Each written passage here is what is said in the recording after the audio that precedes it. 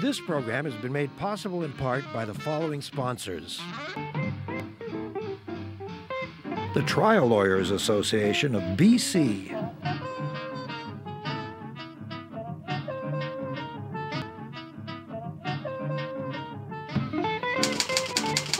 The Vancouver Courier newspaper.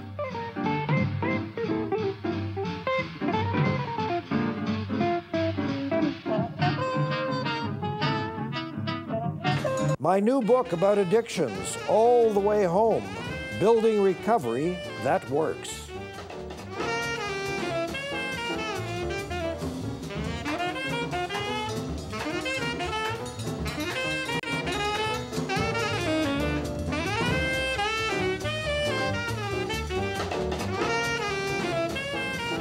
We're now being visited by at least two known forms of terrorism. There's the highly organized version where people have some big overarching purpose, apparently.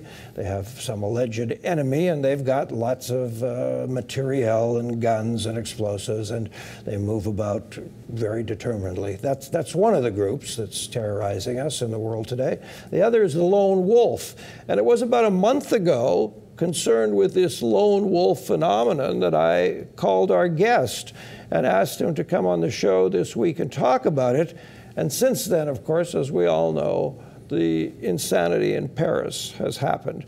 So we'll talk about both those issues with our old friend Mark LaLonde, who is the head of international operations for ckrglobal. Yes. Yes, lovely. And you, I'm not wrong if I say you are used to traveling worldwide and consulting on security issues. A great deal of the world, yes, and usually not in nice places, not tourist locales. Really? Yeah, tough places. Interesting places. I don't get to see the nice postcard places. And do you feel safe? Generally, yes. Is there something you do as a traveler that we can learn from?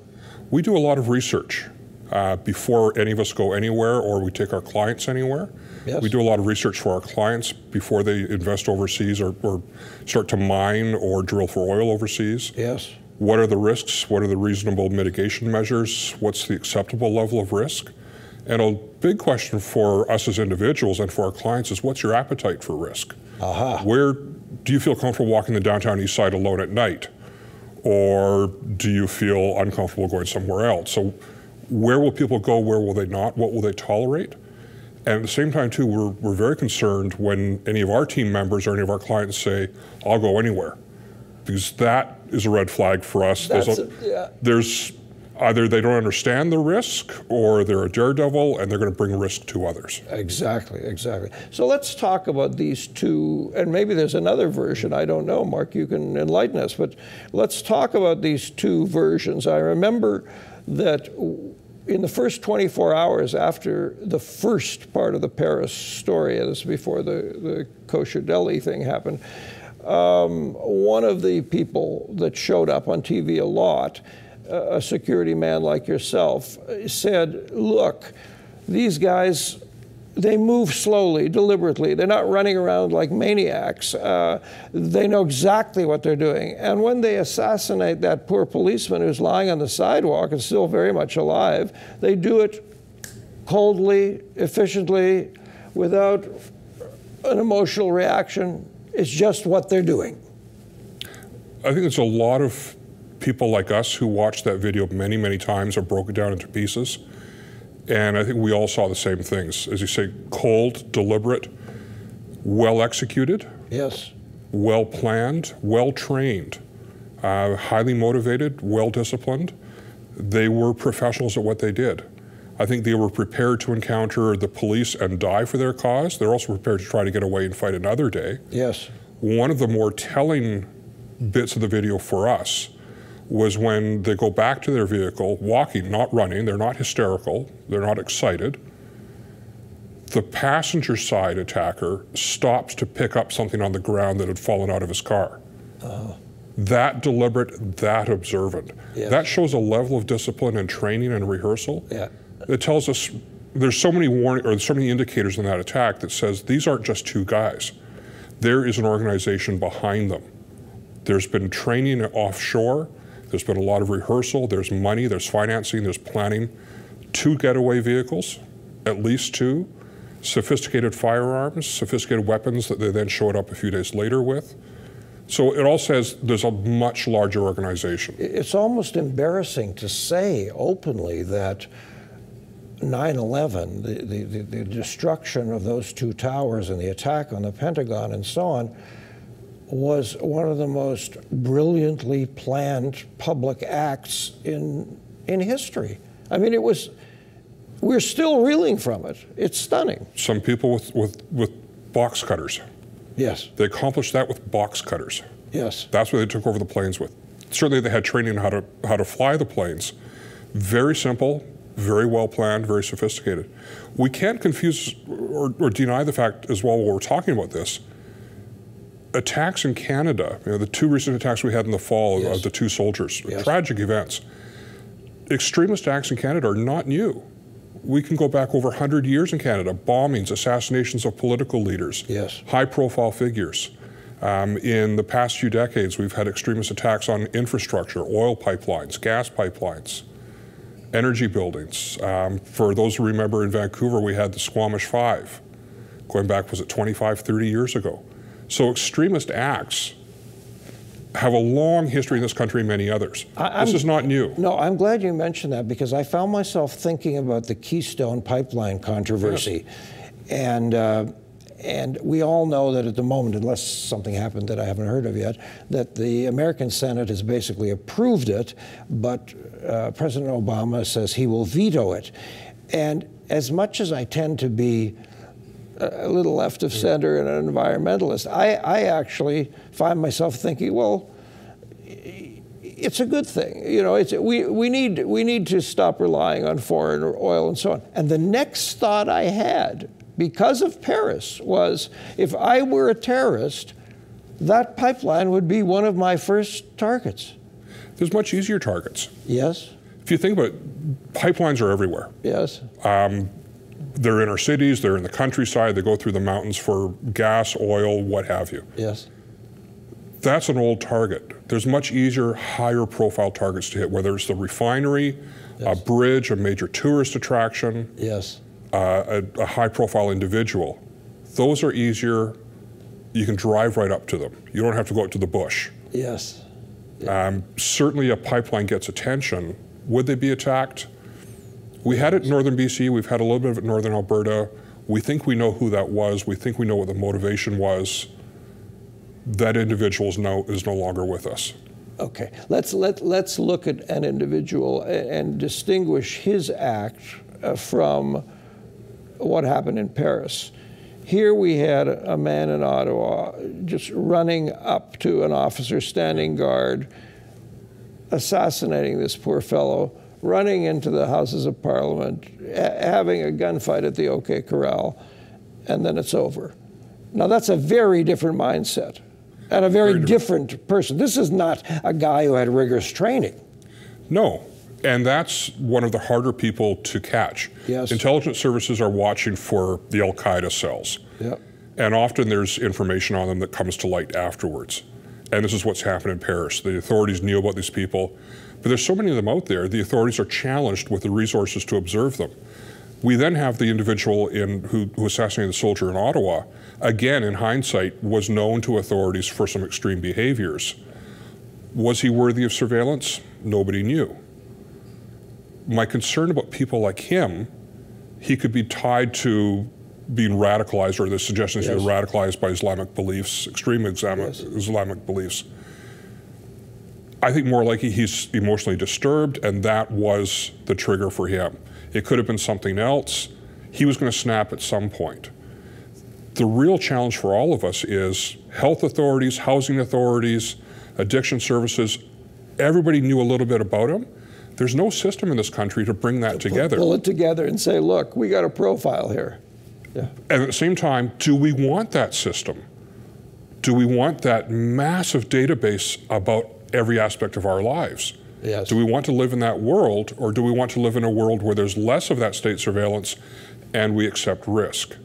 And that's a debate I don't know if we're ready for yet. Well, I think, it's a debate we're going to be having a lot in the coming few years. And I believe we need to. Yes, because as you and I were chatting before the program, if I'm a terrorist and I cause a democratic society to lock itself down and shut down completely and start arresting every third person who looks at us funny, then I've achieved something wonderful. Certainly. I've completely wrecked the concept of a free and open society. Certainly.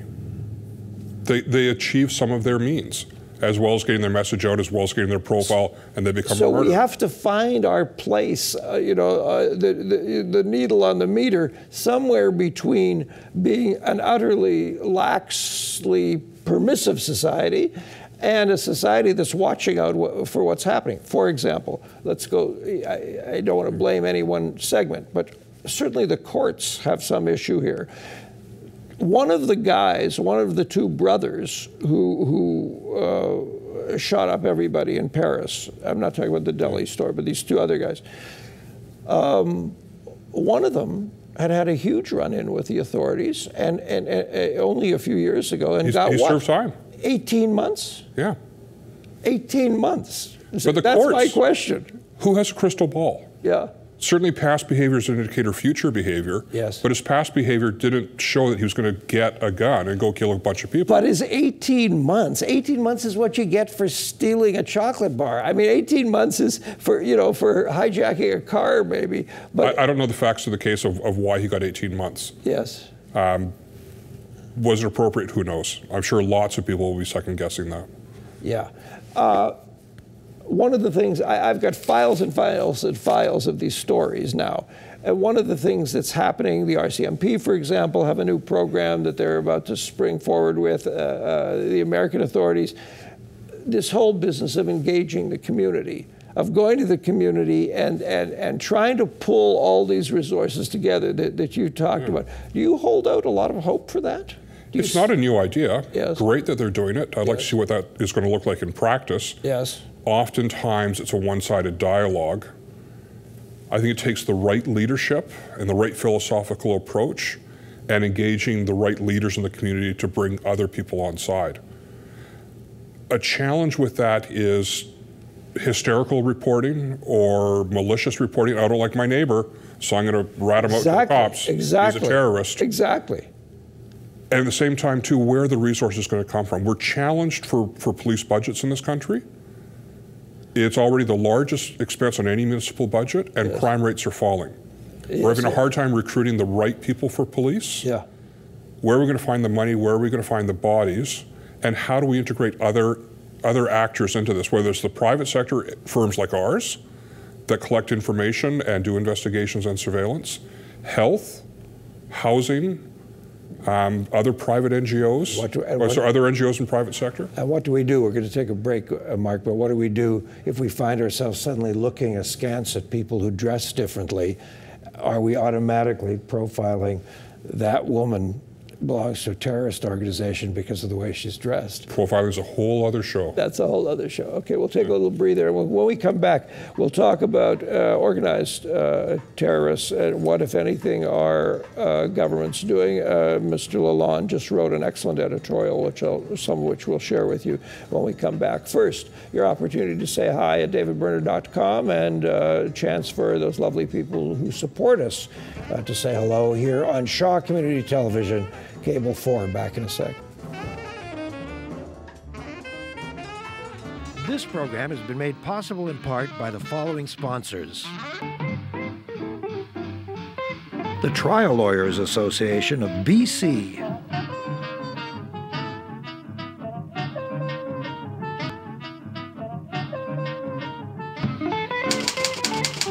The Vancouver Courier newspaper.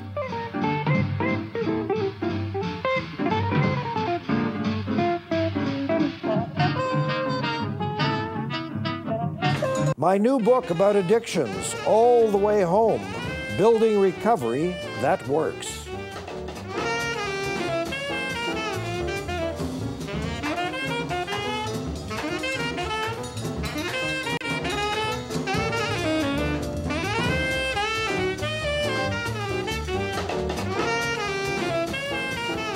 Do the public acts of terrorists, whether lone wolves or organized bodies of people who are trying to cause public havoc, do those acts drive us to limit our own freedoms? Civil liberties organizations all across the Western world will be hyper-vigilant now that many of us will want to see, well, the law should do something. And the question is, should do what, Mark LaLonde? So you wrote an excellent piece saying with recent attacks on the forces in Canada, the Sydney Cafe episode, Paris, and so on, you know, that you're saying that because of all that, there's a false sense of security because people are saying, well, they were targets, you know, they were specific targets, but I'm a mild-mannered, meek, nice guy, and I just play bridge with my friends. Why would anyone attack me? And you're saying that's not good enough. We do ourselves a disservice when we accept the message that it's an isolated attack, it's a targeted attack, it's a lone wolf, because then we can compartmentalize it. It's an attack on the other, in another place. I'm safe, I'm fine. I don't need to be vigilant. I think we do need to be vigilant, and we need to accept that this is not going to go away, probably not in my lifetime. Nope. We have a range of extremists with different causes around the world. They see the West as a legitimate target. They don't differentiate between a person in uniform and a mom and her kid sitting in a cafe. We are all potentially targets. Having said that, are we likely to be attacked in Vancouver? Not highly likely. It's possible, not probable. I would still be vigilant. I would be vigilant around high-profile targets. Do you consider high-profile events high-profile targets? People are always worried about something, you know, because we've had, of course, the disaster in Munich in '72 and the Boston Marathon. The Boston Marathon, exactly, and we're, you know, the Super Bowl looks like a possible target. You know, a really fun escapist movie was made about that many, many years ago. You know, with the dirigible over the I remember well. The stadium. We let them win. Yes. When we change our behavior, stop going to those events. That's what I mean. That's what I'm talking about. We let them win when we become a hyper-militarized society. Yes. That's not the Canadian way. I think we need to be observant. We've got really professional police services in this country, sophisticated intelligence services. Yes. I think they're stretched. They're challenged with the resources they have. Perhaps they need enhanced powers. I'm concerned about discussions around preventative arrest coming into the legislation in Canada. What would that mean? We think you're going to do something. We have information. We're going to arrest you now. It's possible you're thinking a bad thought. A little more sophisticated than that, but essentially yes. Yeah. Will it stand up to charter arguments? I hope not. I hope we don't see that in Canada. I think we need more police resources. We need more intelligence resources. We need better integration of other people with information. We need mechanisms, though, to control that so that we're not violating people's privacy in an unreasonable manner. We need to control who's getting the information, how it's packaged, and how it's acted on.